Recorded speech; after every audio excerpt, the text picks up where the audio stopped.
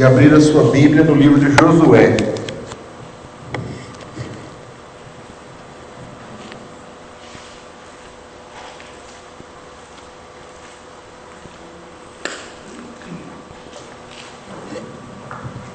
Cada pregação, irmãos, que é gravada aqui, o áudio, é postada mais tardar no dia seguinte no YouTube, para que a gente possa tentar alcançar mais pessoas com o estudo bíblico e com a pregação da palavra. Então, mais tardar amanhã, se você der uma passadinha no Facebook da igreja, você vai achar o link no YouTube para a gravação do estudo de hoje e de todos os anteriores. Então, se teve uma quarta-feira que você não pôde vir, por exemplo, pode ouvir lá, ou gostaria de ouvir novamente um estudo, eles estão disponíveis. Eu sonho aqui no meu coração que daqui a algum tempo, guarda essa ideia, nós vamos poder disponibilizar os CDs em áudio, pendrives, de tudo que a gente tem produzido, essas pregações em sequência, esse estudo do panorama bíblico, é uma coisa que a gente deseja que possa enriquecer a vida de outras pessoas. E quem sabe isso vai estar, quem sabe não, de fato já está disponibilizado esse estudo de hoje, mais tardar amanhã de manhã. Se você for no Facebook da igreja, você vai achar no YouTube a gravação dele, das pregações de domingo passado e de outros estudos também anteriores.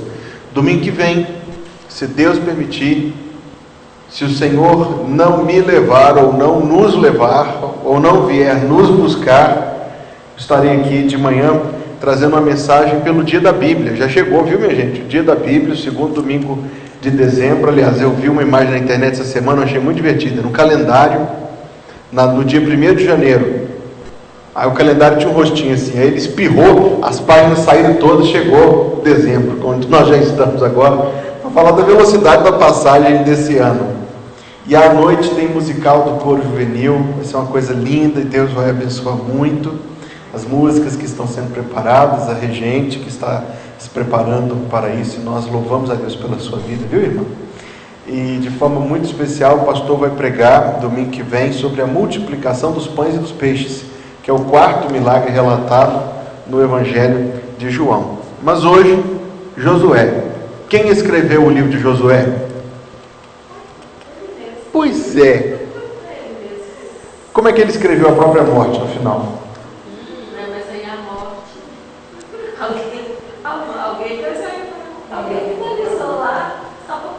A tradição diz que Josué escreveu a maior parte do livro de fato. E nesse sentido, num sentido muito estreito, viu, minha gente? Mas nesse sentido ele era um profeta. Profeta porque foi um autor de um livro da Bíblia Sagrada. Mas a nossa fé também, e sem muita hesitação, e não há muita dificuldade com isso, afirma que quem deu a continuidade foram os anciãos do povo, anônimos. E a organização final destes livros históricos, ou pelo menos da primeira parte de Josué e Juízes, foi feita pelo profeta Samuel, que ficou como responsável pelo templo depois da morte de Eli, e assim era responsável pelas cópias do livro de Deus. E foi Samuel quem acrescentou Josué e Juízes ao Pentateuco, de maneira que ao manuscrito de Moisés foram acrescentados outros relatos, preservando a história do povo e a ação de Deus na vida do povo. É um livro rico, 24 capítulos, que contam para nós basicamente o que está aí na página 2 do seu resumo. Olha comigo, graças a Deus a impressora da igreja preservou as imagens aí com uma qualidade muito boa. O Demilson está vendendo o resumo por R$8, destinado à construção. Acho que eu vou começar a fazer isso. As apostilas aqui, elas vão ficar destinadas à construção também. Pensei em uma coisa desse sentido mesmo. Depois que a gente faz o primeiro livrinho, irmão, você fica empolgado, que vocês precisam ver. Fazer uma compilação. Mas vamos lá. Você está vendo uma seta preta aí nesse mapa da página 2? Para o pessoal da internet eu vou postar o resumo do estudo também nas redes sociais. Essa seta preta está indicando para nós Jericó. Foi por onde o povo entrou na terra prometida. Tudo que está escrito aí do lado direito do Rio Jordão, Manassés Oriental lá em cima, está conseguindo localizar aí no mapa? Manassés Oriental ali em cima, Gade e Ruben, são as 3 tribos que moravam na região chamada Transjordão. Eles conquistaram a sua herança logo que o povo chegou ali e debaixo da liderança de Moisés. Essa região também é chamada de Gileade. Quando você ouve falar de Gileade na Bíblia, era do outro lado do Rio Jordão. Quem conquistou isso foi Moisés. Mas quando as tribos, essas 3 tribos, que tinham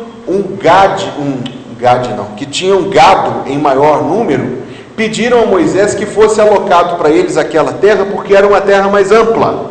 E Moisés disse a eles: vocês terão acesso a essa herança, contanto que jurem permanecer leais a seus irmãos, até que todo o resto da terra seja conquistado. De outra forma, não. Não pode virar as costas para os irmãos.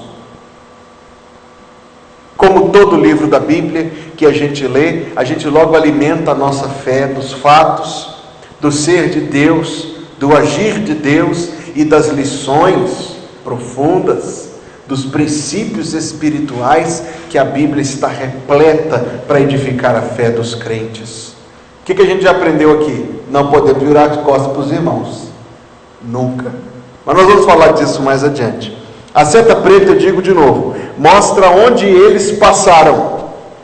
E a passagem já levou à conquista da cidade de Jericó, que era a principal, ou uma das principais e maiores e mais fortes cidades ali, seguida de uma cidade chamada Ai. E depois dessas conquistas, eles conquistaram o sul e depois o norte. Estou fazendo aqui a visão mais geral do livro, mais possível, viu, meus irmãos? Até que chegou o tempo em que foi distribuído todas as outras tribos, de cima para baixo: Issacar e Azer, Naftali e Azer, Zebulon, Issacar, Manassés, Efraim, Dan, Benjamim, Judá e Simeão. Conseguiram localizar isso aí nos seus mapas? É muito comum as Bíblias terem mapas no final, representam exatamente isto que está posto esta noite aí diante dos irmãos. Eles conquistaram toda essa grande porção de terra no período de mais ou menos 30 anos. Eu queria que a gente preparasse para entender esse contexto e o que ele significa para nós, porque o povo de Israel, conquanto fosse realmente um povo grande em número, era um povo grandemente despreparado para essas batalhas. Jericó era uma cidade murada. Outras cidades se uniram com todos os seus exércitos, com os seus guerreiros, com a sua força, com as suas riquezas, com o seu poder militar, com o seu poder financeiro, contra o povo de Deus. Israel era uma nação fraca, e eu quero que a gente entenda isso, irmão. Porque quando a gente entende isso, a gente entende que a vitória vem do Senhor. Eles conquistaram em 30 anos somente inúmeras, centenas de cidades, no poder que somente viria de Deus. Até hoje, os registros arqueológicos daquele período mostram infalivelmente que houve uma tomada roubante, rápida, impressionante, das principais cidades de toda aquela região. Súbita, porque as ruínas são mais ou menos do mesmo período. E é muito interessante quando as descobertas da arqueologia, coisa que não era descoberta ontem e é descoberta hoje, confirmam o que está escrito na Bíblia há tantos milhares de anos atrás. Pela forma impressionante como o povo entrou naquela terra, e entrando na terra conseguiram tomar posse daquilo que Deus tinha prometido para eles. Um parêntese de grande importância: Deus consegue administrar o tempo das coisas de uma forma, irmão, que eu não consigo e você não consegue. Porque Deus disse a Abraão o seguinte: a tua descendência será escrava em outra terra. Lembram quando Deus disse isso a Abraão? mais ou menos, mas Deus disse isso a ele. E depois eu os libertarei. Mas Deus disse que faria isso no tempo de juízo, tanto da nação que escravizava o povo, quanto dos povos que habitavam ali na região que hoje nós chamamos de Terra Prometida. A vinda do povo de Deus, de Israel, àquele lugar, foi um sinal também do julgamento de Deus sobre aqueles povos idólatras e incrédulos e que praticavam bestialidade sem tamanho. A prática de sacrifício de crianças era muitíssimo comum ali, por exemplo. Nós sabemos como era feito, não é? O ídolo de metal oco era Moloque, colocavam brasas dentro do ídolo até que o metal incandescesse. E quando o metal encandecia, então eles acreditavam que era porque a presença desse falso Deus estava ali. Com o ídolo de metal com as mãos estendidas, colocavam os bebês na mão, uma idolatria baixa, irmão, vulgar, como toda forma de idolatria baixa e vulgar. Deus julgou aqueles povos incrédulos, idólatras e cruéis, cumprindo assim uma promessa antiga que tinha sido feita ao pai da fé, ao homem de Deus chamado Abraão. Lição número 1 do livro, uma vez que eu estava aqui fazendo algumas considerações. A lição número 1 está na página 3 da sua apostila. Josué não é Moisés, mas ele também é um homem de Deus. Eis uma coisa, irmãos, que nós precisamos, por vezes, aprender a viver as mudanças de pessoas e as mudanças de tempos que Deus traz na nossa vida. Pois que alguns de nós somos tão apegados às coisas e não queremos que as mudanças aconteçam jamais, que é impossível que Deus haja na nossa vida, porque nós somos a peça mais resistente possível a toda forma de mudança. Devemos ser criteriosos, sim, devemos ser criteriosos. Pelo crivo da palavra de Deus, nós conseguimos discernir o que é certo, o que é errado, e o que é bom e o que é ruim. Mas uma vez que o crivo da palavra de Deus aponte um caminho de mudança, então nós temos que aceitar e seguir a mudança. De fato, muitas vezes a mudança na nossa vida começa com um pouco de provação e de dor e de apego e de dificuldade, mas por meio delas Deus faz coisas maravilhosas em nossa vida. No seio do povo de Israel, certamente, pois que eles não eram tão diferentes de nós, alguém ia falar com o outro assim, ó, e esse Josué aí sabe de nada, fulano de tal muito mais capaz que ele para poder ocupar essa posição, fulano de tal, até eu conseguia fazer isso melhor do que Josué. Vocês acham que não tinha isso lá não, meus irmãos? É claro que tinha. Nós sabemos como é o comportamento humano em relação às críticas. Existe todo tipo, mas existem críticas cuja finalidade é extremamente boçal, é apenas para poder pôr defeito, é apenas para poder falar que as coisas estão ruins, é apenas para poder diminuir. Deus entrou nessa história. Capítulo 1, verso número 1. Depois da morte de Moisés, servo do Senhor, quem é este? O Senhor. O Senhor falou a Josué, filho de Num, servidor de Moisés, dizendo: Moisés, o meu servo, é morto.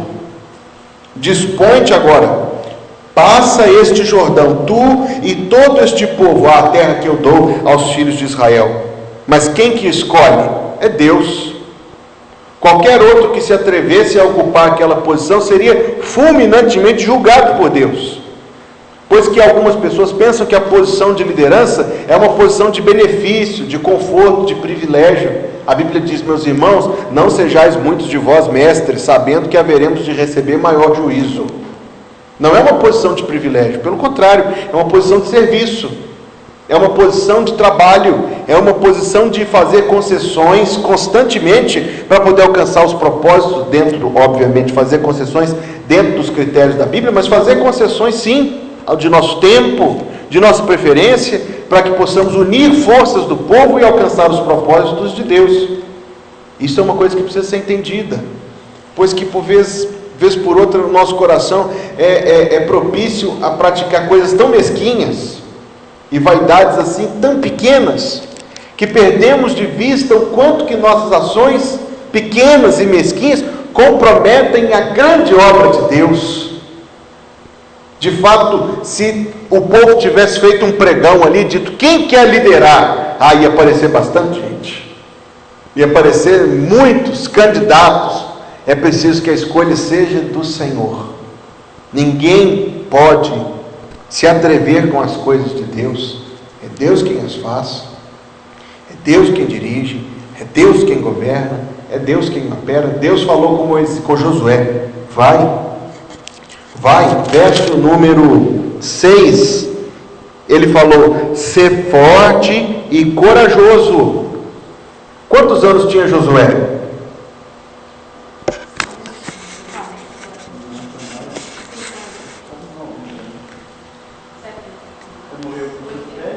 80 anos. Ele morreu com 110, e a conquista levou 30, já tinha as peças, né? Ele tinha mais ou menos 80 anos. Não era um rapaz, não era um garoto. Mas veja a palavra que Deus deu para ele. Sério mesmo, vamos tentar fazer uma imersão aqui, porque quando eu tiver com 80 anos, eu vou imaginar que eu vou ter mais o quê? Uns 6, 7 anos de vida, né? É uma boa estimativa, não é verdade? Não? Quer mais? Deus falou com ele assim: você tem 80 anos de idade, está na hora de começar um negócio para mim. Ele falou assim: mas Senhor, está quase na hora de eu parar de fazer as coisas. Mas não, está na hora de fazer. Ser forte e corajoso, porque tu farás este povo herdar a terra que sob juramento prometi dar a seus pais. Josué tinha noção do que Deus estava falando com ele. Ele tinha noção do tamanho da missão, das exigências da missão. Ele tinha uma visão clara da dificuldade. Humanamente falando, ele era a pessoa mais indicada para poder dizer, porque 40 anos antes, ele e Caleb tinham entrado lá, lembram disso? E voltaram falando: o trem não é bonito não, é bom, mas não é fácil. Somente os dois disseram: nosso Deus tem poder. Mas veja que a cena era tão horrível, os muros eram tão grandes, as cidades eram tão fortes, que os outros 38 falaram assim: dá não. Josué sabia o tamanho do desafio, ouviu uma palavra do Senhor. O Senhor disse: tu farás. Muitos momentos na nossa vida, a palavra de Deus vem em direção contrária àquilo que a gente vê. Não é assim na nossa experiência? Irmão e irmã, não é assim na nossa experiência? As coisas da nossa vida caminham num rumo que parece ser o contrário daquilo que Deus diz. E nós, quando vemos a palavra de Deus, nós pensamos que seja impossível aquilo que Deus diz. E então nós entendemos novamente o papel da fé na nossa vida, que é nos apegar àquilo que Deus diz, como seguro que aquilo que Deus diz que vai acontecer, vai acontecer. 80 anos. Noção completa da dificuldade que estava diante dele. Se essa palavra não fosse de Deus, ele não iria. Porque Deus diz: tu farás. Lembro de Paulo, o apóstolo, apedrejado, saiu da cidade de Corinto, do lado de fora da cidade, passando a noite. Nosso Senhor Jesus Cristo, em pessoa, nosso Salvador, vai até ele e fala assim: agora volta. Corinto, uma cidade idólatra, promíscua, cheia de imoralidade sexual, cheia de todo tipo de baixaria, de violência, de filosofia incrédula, de racionalismo e de carnalidade, de tudo que tinha de hoje que já tinha lá. Jesus falou com ele: vai e volta, porque eu tenho muito povo naquela cidade. Só Jesus pode ver isso. Paulo, andando pelas ruas de Corinto, não via ninguém ali que parecia que ia se converter, porque um era beberrão, o outro era idólatra, o terceiro era incrédulo, o outro era racionalista, o quinto era insensível, a cena era feia. Mas Jesus falou com ele: vai, porque eu tenho muito povo.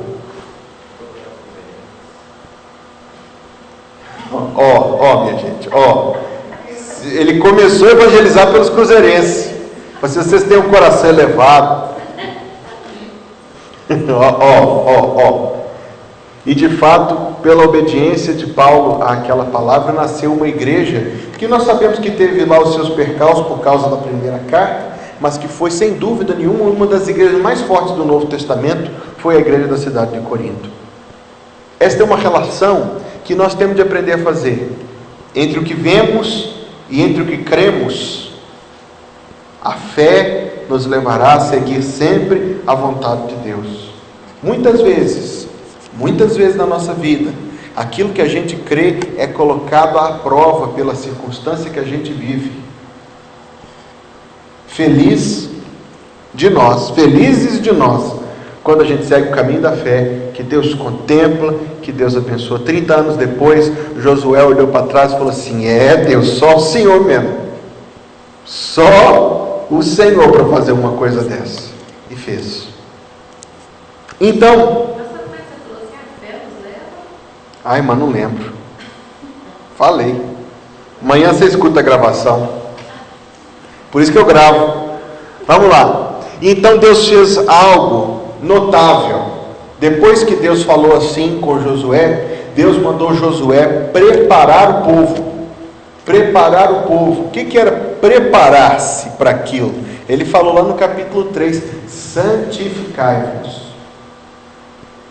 Qual que é a nossa preparação para uma coisa que está totalmente além do nosso alcance? É nos preparar com Deus. Como que a gente se prepara para a obra do Senhor? A gente se prepara com Deus, a gente se prepara orando, a gente se prepara lendo a Bíblia, a gente se prepara servindo o Senhor, a gente se prepara na santificação, e aí nós somos ferramenta que Deus pode usar o tempo todo, porque está ali, está pronta, está boa, é útil para ser usada. Deus fez duas coisas. A primeira, Deus mandou o povo se preparar para atravessar o Jordão. Pega o seu mapa de novo, por favor, porque como eu nunca fui lá, como os irmãos não vão lá faz algum tempo, é difícil da gente poder calcular essas distâncias na nossa imaginação. Mas da próxima vez que você for lá, o Vantuil vai levar todo mundo, próxima vez, a gente vai tentar entender o que esse negócio significou para eles. Porque eu disse para vocês que eles estavam ali onde está a seta preta, está vendo? O Rio Jordão tem duas pontas. A ponta de baixo é o Mar Morto, está vendo? A ponta de cima é o Mar da Galileia. Não, pastor, ele é um pouco antes do Mar da Galileia, é mesmo. Uns 400 quilômetros antes do Mar da Galileia. Então Deus falou assim: vai atravessar o Jordão. E Josué pensou: puxa vida, vou ter que reunir esse povo todo para contornar a cabeceira desse rio.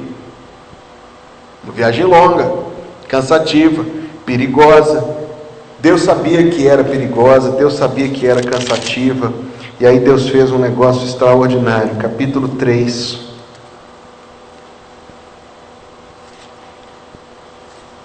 Capítulo 3, verso 14.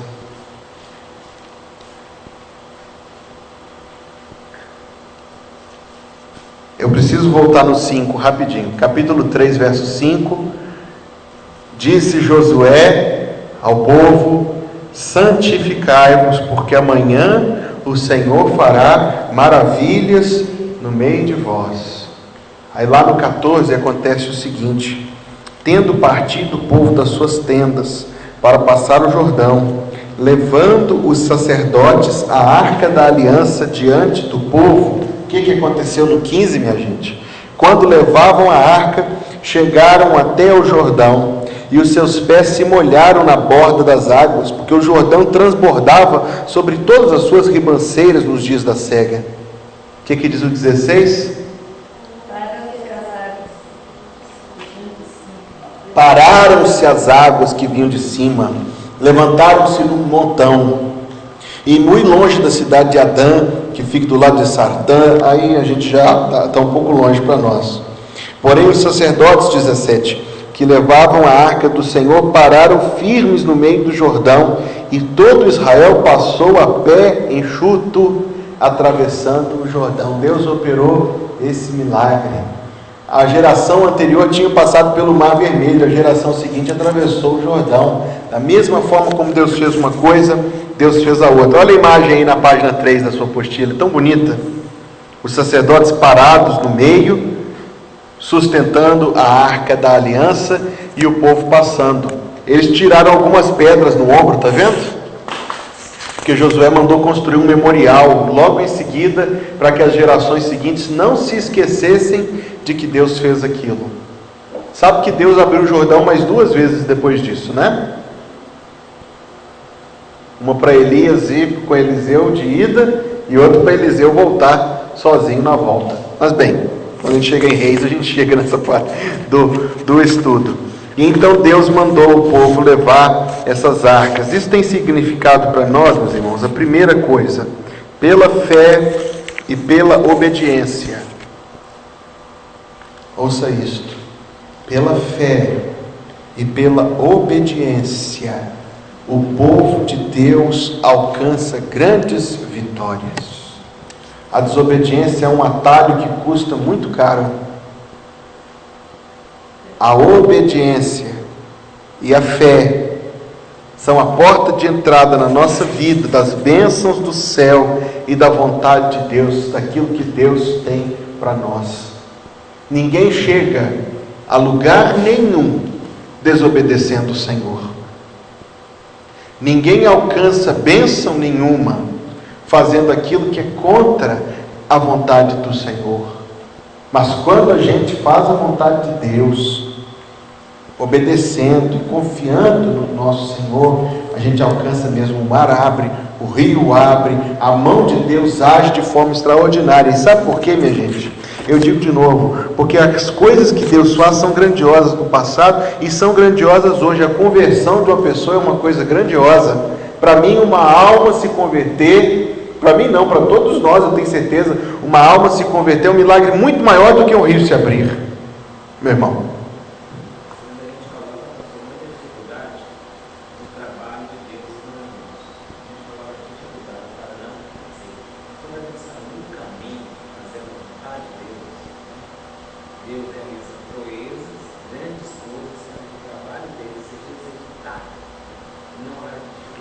E de uma forma maravilhosa.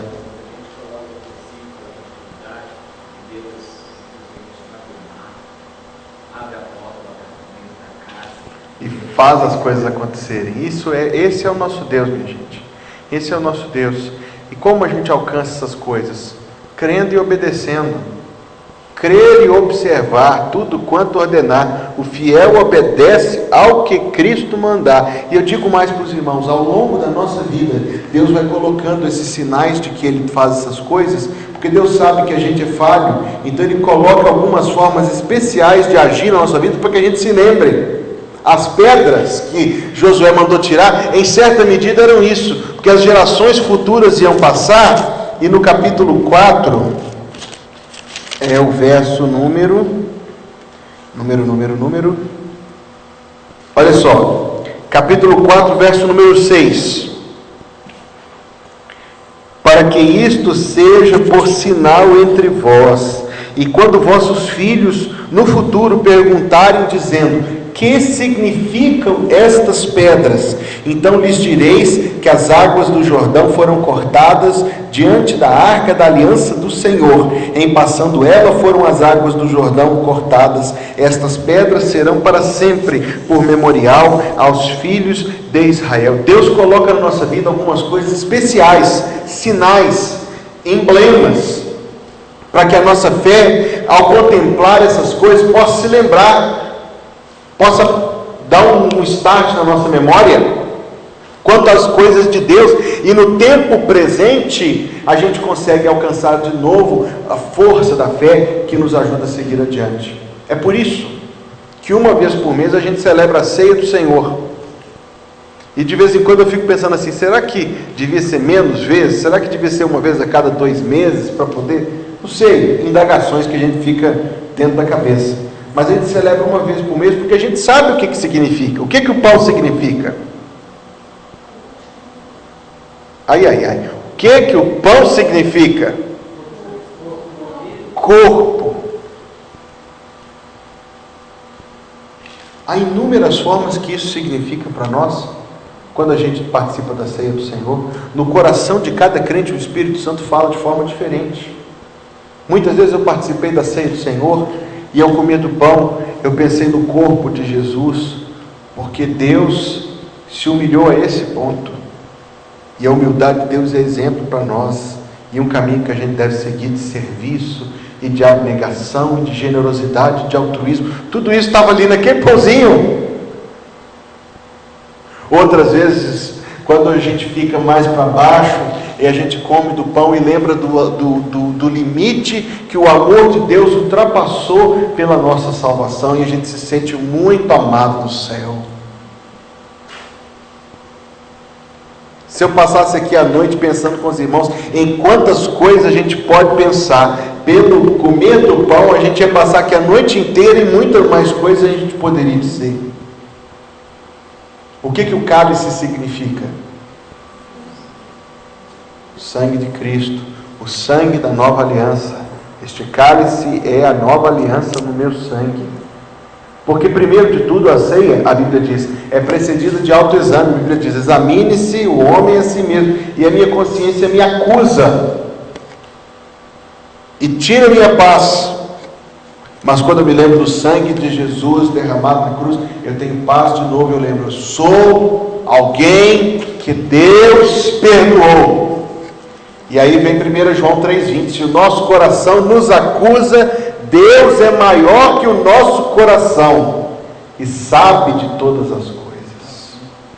Deus coloca esses memoriais na nossa vida para que a gente se lembre, para que a gente retenha na nossa consciência e no nosso alerta vigilante as coisas do Senhor, das quais nós não podemos nos desapegar. Lembram? E aí a gente volta à lei sempre porque a gente encontra princípios na lei. Deus mandou que os homens de Israel tivessem uma barra azul nas suas roupas. Lembram disso na lei? Está escrito lá na lei de Moisés. E Deus fala para que, olhando aquela barra azul, se lembrem da sua aliança que tem comigo. Essa lembrança, essa consciência tem que ser uma coisa sempre presente na nossa vida cristã. Ele te revelou, disse o profeta Miqueias, o que é bom ao homem e o que o Senhor pede de ti, que ames o juízo, pratiques a misericórdia e andes humildemente com o teu Deus. Aos domingos, ande sempre. A gente anda sempre com Deus, sempre na presença de Deus, sempre nos lembrando de uma e outra e muitas coisas que Deus tem feito em nosso favor e de como Deus é um Deus de graça e de misericórdia. Aí o povo atravessou o Jordão. Você consegue imaginar um milagre com tantas testemunhas? Devia ter lá o quê? Uns 2 milhões e tantas pessoas, muita gente. E tinha 2 milhões de pessoas atravessando a cidade de Belo Horizonte inteira, chegando do outro lado do Jordão, e cada um ali espantado, impressionado com a obra de Deus e com o poder de Deus. Então a gente entende o que aconteceu logo em seguida, capítulo 5.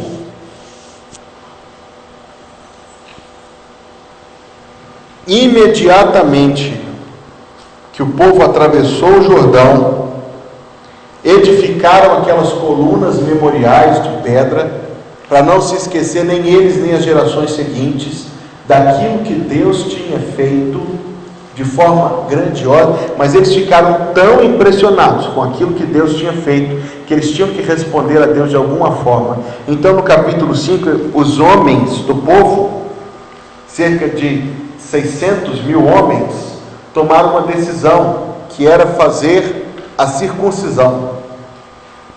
Nós sabemos o que a circuncisão era no tempo do Antigo Testamento, um sinal na carne de que aquele homem pertencia à aliança de Abraão e de que a descendência dele também pertenceria. Mas o fato de eles não terem sido circuncidados mostra para nós que em algum momento no deserto o zelo com aquilo afrouxou. Concordam comigo? E por vezes a gente passa pela provação e o nosso zelo pode afrouxar quanto às coisas do Senhor. Mas imediatamente depois que atravessaram o Jordão, eles falaram: esse Deus é Deus, esse Deus tem poder, esse Deus faz coisas que ninguém mais faz, vamos voltar à nossa aliança com Ele. Fizeram uma circuncisão maciça. Todos os homens entraram novamente naquela aliança com Deus. Um sinal muito grande de como nós temos que responder à bondade do Senhor na nossa vida. Porque quando a pessoa está em aperto, ela ora: meu Deus, me ajuda. Aí depois que conseguiu o que quer, nem para agradecer volta. Jesus falou: não foram 10 os que foram curados? Onde estão os 9? Só um voltou? Há quem passe por aperto na vida, e aí quando passa o aperto, está na igreja todo culto, e a vida com Deus sofre um incremento tão grande, que o pastor ora assim: ô Senhor, manda muita provação para essa pessoa, mas muita mesmo, para ela não desapegar do Senhor nunca mais. Mas aí quando a provação passa, em vez de aprender a lição aqui de Josué capítulo 5, a pessoa volta para a distância e para a frieza de antes. Misericórdia.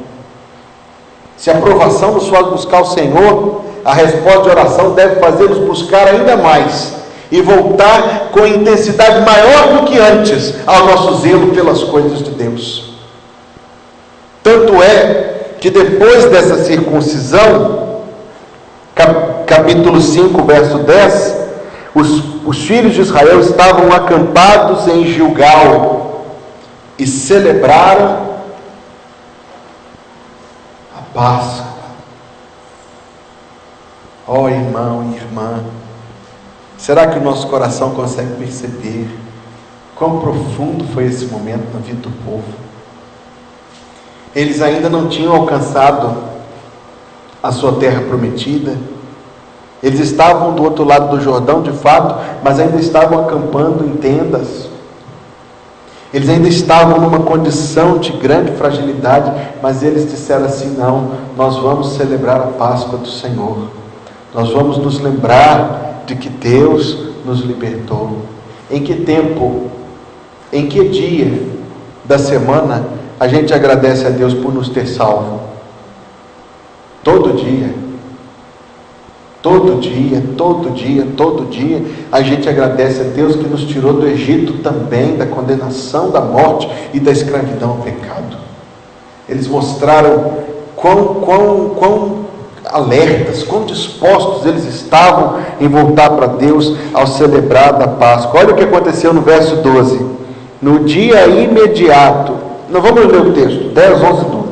Celebraram a Páscoa no dia 14 do mês, isto é, no dia certinho de celebrar, à tarde, nas campinas de Jericó. E o povo lá dentro de Jericó vendo aquilo, aquele mundo de gente acampado lá de fora, e aí uma moça chamada, que morava lá dentro, o nome dela era Raabe, já estava se convertendo. Mas nós vamos falar dela, não sei se o tempo hoje vai dar, mas vamos lá. Nas campinas de Jericó, comeram do fruto da terra no dia seguinte à Páscoa. Foi a primeira vez que eles comeram, aquela multidão de gente comeu das coisas que eram produzidas naquela terra que Deus lhes tinha prometido. Pães asmos e cereais tostados comeram nesse mesmo dia.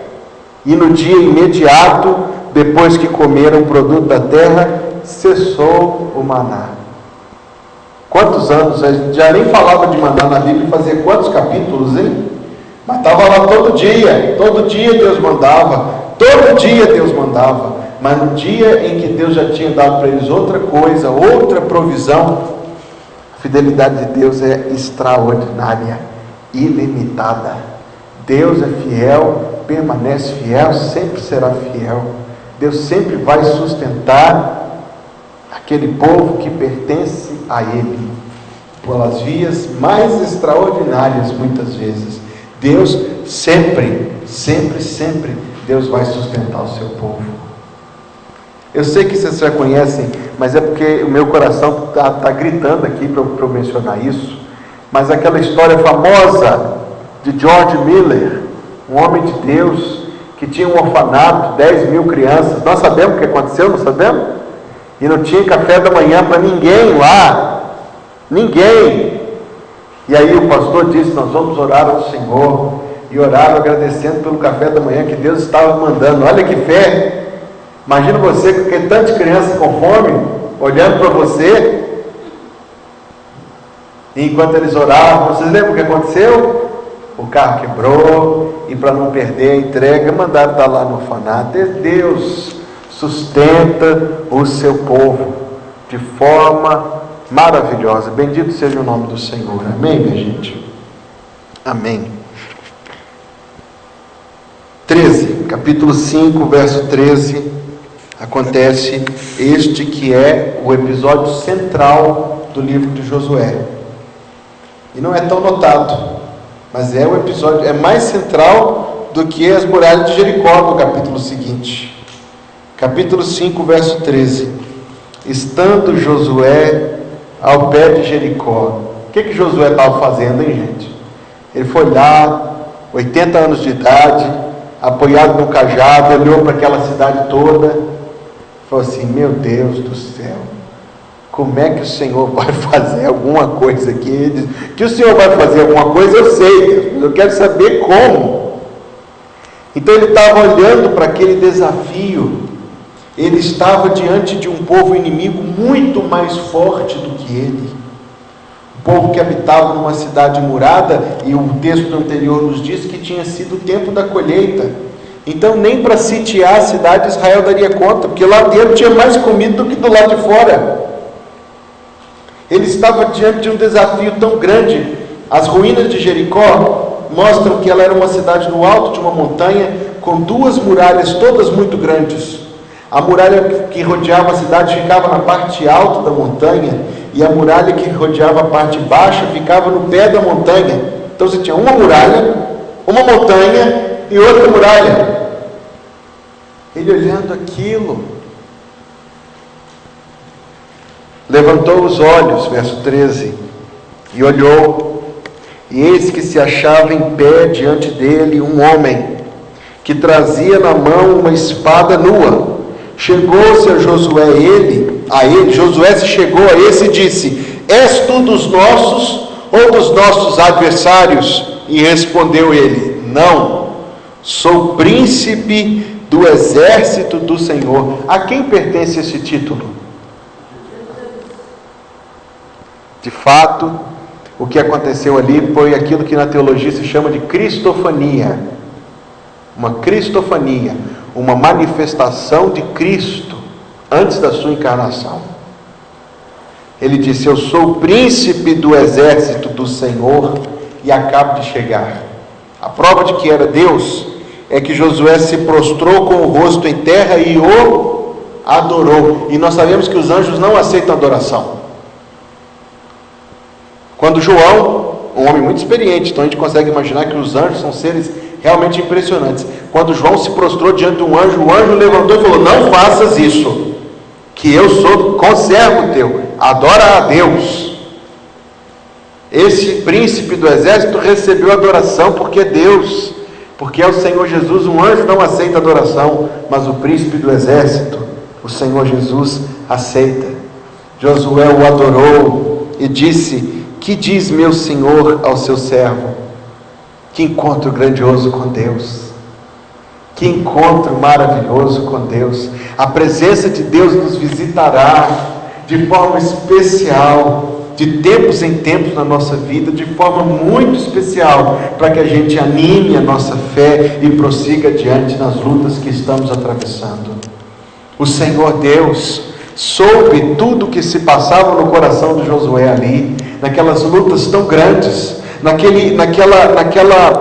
naquela fortaleza impressionante, grande demais para ele. Então Deus vai lá pessoalmente em Jesus para fortalecer o coração dele, para animar, para dar paz, para dar ânimo. O príncipe do exército do Senhor respondeu: descalça as sandálias dos teus pés. É só Deus que pode falar isso, como disse antes a Moisés, porque o lugar em que estás é santo. E Josué fez assim. E aí o texto não diz para nós mais nada do que Deus falou com Josué. Sem dúvida foi uma conversa somente entre os dois, que assim como Paulo, Josué foi proibido de registrar no livro que escreveu. Algo somente entre Deus e Josué. Irmão e irmã, nós precisamos ter essa intimidade com Deus também, dia a dia. Nós precisamos dia a dia ter o nosso tempo com Deus. Orar em família, sim, é importante. Aliás, hoje quase ninguém faz mais isso, então a gente tem que orar em família, mas a gente tem que ter o nosso tempo particular com o Senhor também. Aquilo que é só entre você e Deus. Foi o que aconteceu aqui. Josué contou para nós tudo que pôde, dali para frente não é da nossa conta, era entre ele e o Senhor. Mas o que nós sabemos? Que ele saiu dali para no capítulo 6 Deus destruir a cidade de Jericó, uma coisa impressionante que está na história, que a gente aprendeu no departamento infantil e que faz parte da nossa vida, da nossa fé. Bem, vamos parar por aqui hoje, mas que a gente entesoure em nosso coração estas verdades preciosas. Nós precisamos ter o nosso tempo com Deus também, todo dia. É pela fé e pela obediência que nós alcançamos a vontade de Deus para a nossa vida. E que a gente saiba apreciar os memoriais do agir de Deus em nossa vida, para a gente nunca se esquecer daquilo que o Senhor tem feito por nós e continuará a fazer. Amém, meus irmãos? Em pé, vamos cantar Crer e Observar.